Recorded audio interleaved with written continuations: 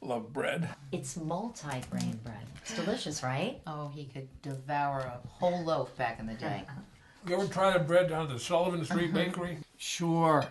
Legendary Jim Leahy, master bread maker. Big article in New York Magazine some years back. His bread is in all the snazzy restaurants. Jim and his fiancée, Monica von Calderon, started the bakery. They split up. So Jim moved uptown to 47th Street with the Sullivan Street name, and Monica took the Sullivan Street store but changed the name to Grand Daisy. She named after her grandmother, Daisy. They make the same kind of bread. Nice story, huh? No, Murray, their relationship is over. Two people passionate about making bread. Bread wins, love dies. Sounds like a tragedy to me. So how's the play?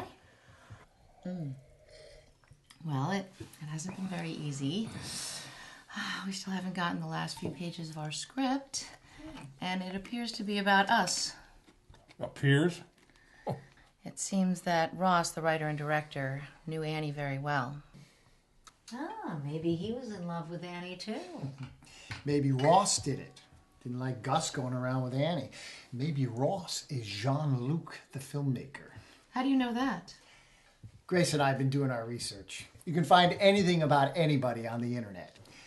There was a filmmaker named Jean-Luc. He apparently also was going with Annie. So you're saying, Murray, that Ross is Jean-Luc? Could be. Jean-Luc moved to 5th Street when he was 18.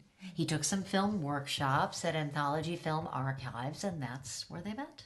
Back in the 80s, there was a bunch of people in Chicago who died suddenly after taking extra-strength Tylenol. What's that got to do with Annie? Just listen.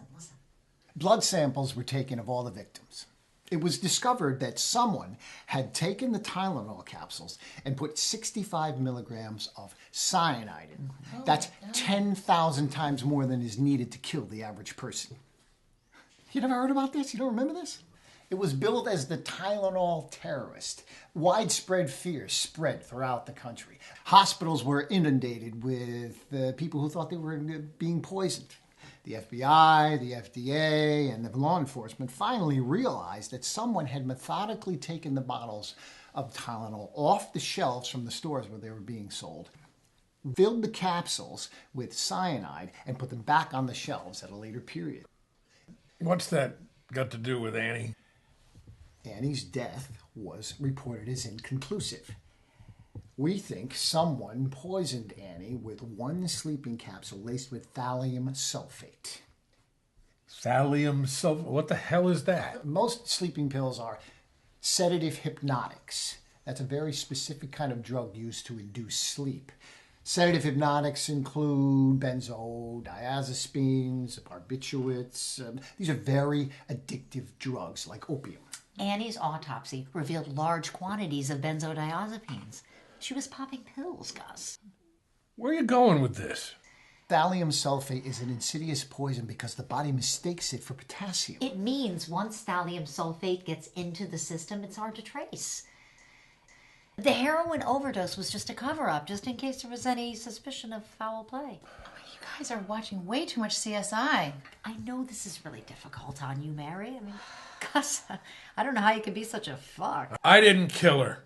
We're not accusing you. So why do I feel like I'm sitting here on trial? Annie died of a heroin overdose. Case closed. Okay, well, it's getting late.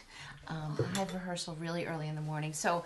What do you mean? You're not going to stay for coffee or dessert? No, thank you. Everything was wonderful. Thank you so much, Grace. You're a wonderful cook. Thanks. Thank you, Mary.